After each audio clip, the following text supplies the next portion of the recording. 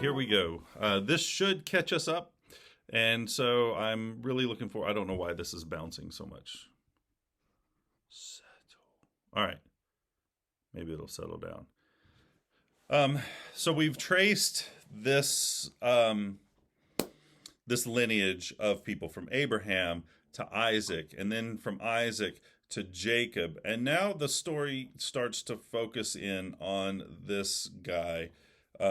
We wrap up Jacob's life, which is deeply intertwined into this. But one of the questions we had last week from one of the students is Jacob's had all of these uh, sons by these four different women. And so, what's it like when they all get together?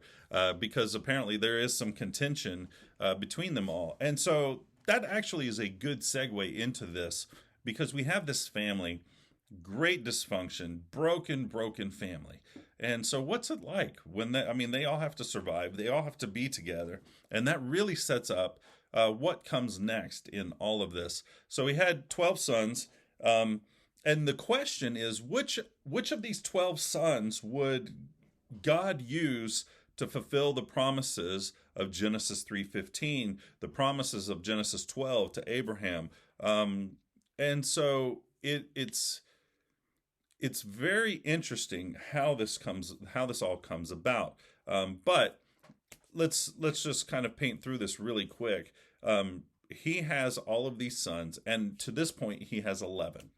And so his youngest son, Joseph, is by far and away his favorite son, which is a bit ironic because he himself was the not favored son of his father Isaac. So it seems odd that he would so favor one son over the rest of them. So he's got 10 kids that are jealous of Joseph. And so in Genesis chapter 37, we have this conspiracy because Joseph is getting these dreams that essentially say that his brothers are going to end up bowing down before him.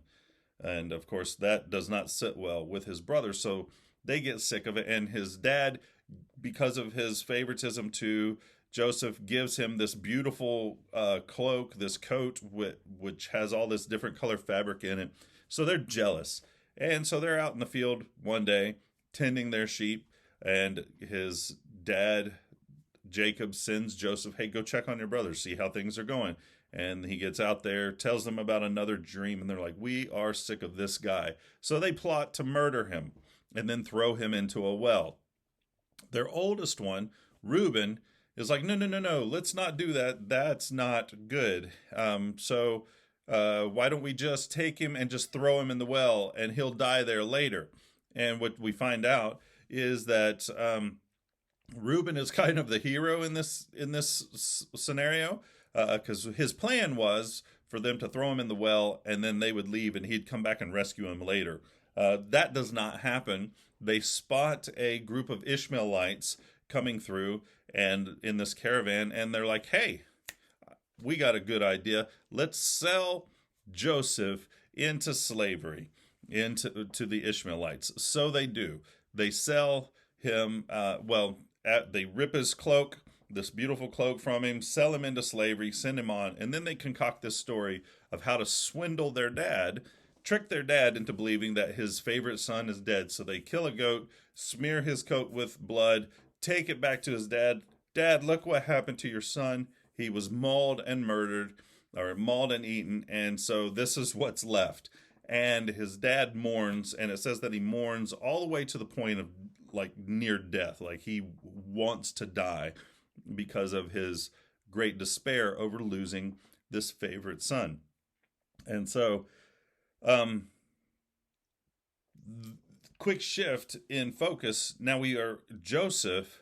He's sold into slavery, and he's bought by this guy Potiphar, who is an officer to Pharaoh in Egypt, and so a guy with a lot of power. And he puts him in charge of his entire household. Joseph proves to be a very trustworthy guy, a guy with a lot of integrity, and he puts him in charge of his whole household. But it says that he's a very good looking young man. And Potiphar's wife takes notice, and she repeatedly tries to seduce this guy. And he's like, no, I can't do that. My master has put me over everything. I can do what I want with anything he owns except you. Also, how can I sin against God by doing this awful, awful thing? She's very persistent. She insists, like, hey, he's never going to know. Just come into my bedchamber. And he continues to refuse. And one day she corners him, and he runs off. And in his running away, she grabs his cloak. So again, he has problems with his clothing. She rips it off of him, and he runs out away from the situation in the buff. Potiphar comes home. She's got his cloak, and she concocts this story. And she's like, this slave that you bought came and tried to seduce me, and I fought him off and got his cloak from him. And so Potiphar, believing his wife, has Joseph thrown into prison.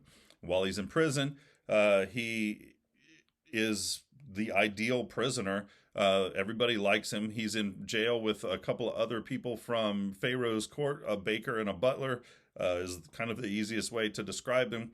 They have dreams. He interprets these dreams by the power of God for them. And they make this promise, hey, when I get out of here, I'm going to do what I can to get you out. Of course, that does not happen in the way that they describe. But all of this leads up to Pharaoh has this terrifying recurring dream that some great calamity is coming, but he doesn't quite understand what's going on. And so the butler and baker, they're like, we know a guy who can interpret dreams. So Pharaoh sends for Joseph. Joseph comes up and he's like, here's what the dream means. And Pharaoh's like, well, what should we do about the dream? He says, here's what's happening. A great famine is coming, and it's going to last for 7 years. So what we ought to do is store up grain for 7 years beforehand. And then during that 7 years, we will have grain enough to feed ourselves and actually to provide grain for other places so they can come buy grain for us. So it'll be a great profit to us in both keeping our people alive and actually filling the coffers with gold. And so this is the plan. And Pharaoh's so impressed with it. He's like, you know what?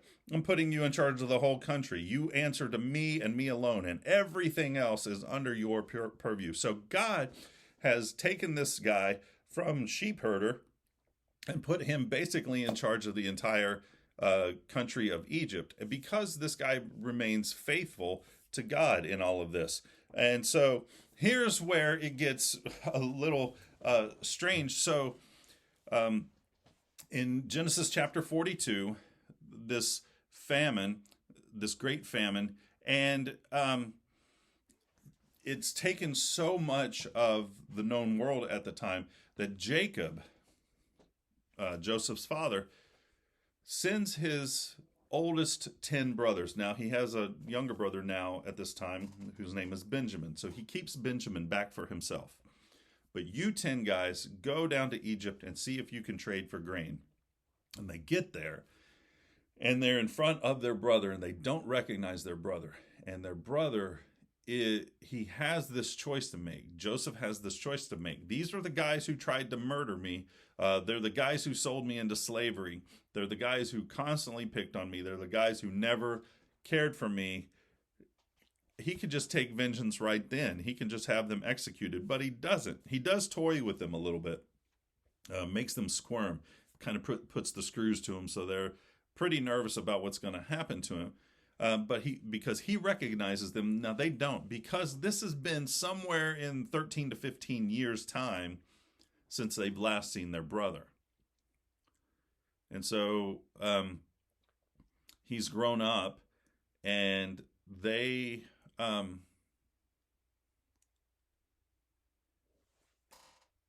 begging before him, and he says, okay, they kind of do some discussion, and he's like, here's the deal. I want you to go back, and if you are who you say you are, if you have, because he blames that, he calls them spies. If you're not spies, and if you really are here to get food, go back and get that younger brother and prove that you have a younger brother. Meanwhile, I'm going to keep one of you here with me until you guys get back. That way you don't just run off. So he keeps one of his brothers, Simeon. The other 9 go back. They get Benjamin. And of course, Jacob is terrified. You know, last time I sent a youngest son with you guys, he didn't come back.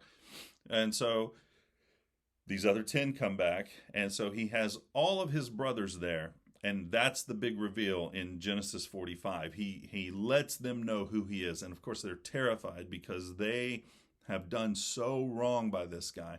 But here's what's strange is that he forgives them. He doesn't hold it against them. He is so forgiving and gracious and merciful in the moment, and they're just kind of taken back by it. And he tells them, look, here's all the grain you're going to need. Go get your father, our father, bring him here, and you guys can live here safe with me for the rest of your days. So they do. And one of the most amazing verses in the entire Bible, if you go to Genesis and chapter 50, in Genesis chapter 50, we have this is the proof of the depth of Jacob or Joseph's forgiveness of his brothers. His father died. And so they go up to their land, they bury their father, and come back to Egypt. And in verse 16, there's this very interesting thing. So this message is given from Jacob to Joseph. And it says, before he died, your father gave a command. Say this to Joseph. Please forgive your brother's transgression and their sin, the suffering they caused you. Therefore, please forgive the transgression of the servants of the God of your father. Joseph wept when their message came to him. His brothers also came to him, bowed down before him, and said, we are your slaves. But Joseph said to them, don't be afraid. Am I in the place of God? You planned evil against me. God planned it for good, to bring about the present result, the survival of many people. So, before we get to the next verse, there is part of the promise being fulfilled, the promise to Abraham that all the nations would be blessed through him. But this is only a partial fulfillment. This is a shadow of the great fulfillment of this. But the survival of many people, so nations are blessed because of this. Now, verse 24, don't be afraid. I will take care of you and your children. And he comforted them and spoke kindly for him, or to them. And then Joseph lives 110 years and dies in Egypt. And that is where this all leaves off. Now, just 2 minutes on expectations here, because all of this timeline focuses in on this highly moral, this guy with great integrity, Joseph. And you would expect God to say, that's the one through whom I'm going to fulfill this promise to Abraham, fulfill this promise to Jacob, fulfill what I promised back at the fall of mankind. But that's not what happens.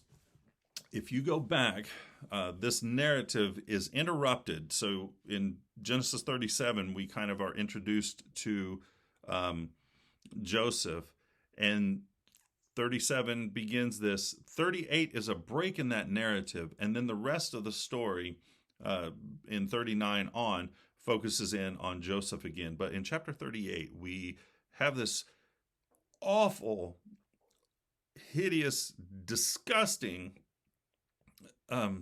character of Judah, who is and I think, and we watched a video that explained this the other night, but I think, and I agree with the video, that this is a contrasting narrative to show that the great discrepancy between the character, the integrity of Joseph, this morally upright character, and this sleazeball of Judah.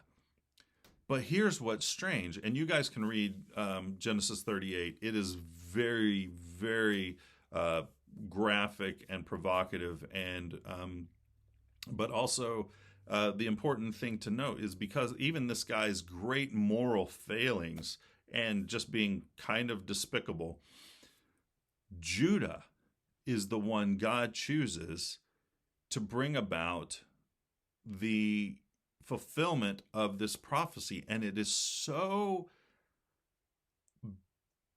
contrary to our expectations. It's so outside of what we would expect God to do. And I think Scripture will bear this out, but I think this ongoing show of the unexpected is an important aspect of who God is. And that even in the worst of our sin, God still can work through, and it just shows the great character of God, his love and his mercy, his ongoing grace to those who deserve it the least. And it also should point out to us that even if in our sin, God can still use us. God's not necessarily done with us. It does not excuse our sin. It doesn't give us license to sin. It doesn't say this is okay and God's still going to use you. But God can and will, to those who are faithful to him, even when we fall, will still work out his purposes despite our sin, despite our failings and flaws. And so I think that's a great comfort, and I think we should take heart in that. But it is one of the most unexpected turns, is that this guy, Judah, is the one through whom the Messiah would come, and not the morally upright guy, Joseph. So check out chapter 38, and you will see as we get into next week, God continues to do the unexpected, and as he brings about the redemption of humanity. Love you guys. See you next time.